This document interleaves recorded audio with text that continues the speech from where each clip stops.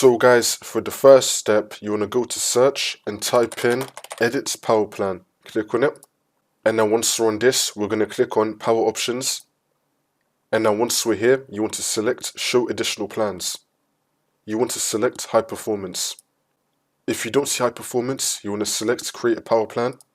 And then it should appear right here, high performance. And then click on next. Go through the steps, and then you want to enable high performance. For the next step, you want to go to search and type in CMD. Now you want to run it as administrator. And then click on yes. And then once we're on this, you want to type in bcd edit space /set space disable dynamic tick space yes. And then click on enter. For the next step, you want to go to search and type in view network connections. Click on it. And now once we're on this, you want to find your network adapter. Double click on it. And then click on properties. Scroll down.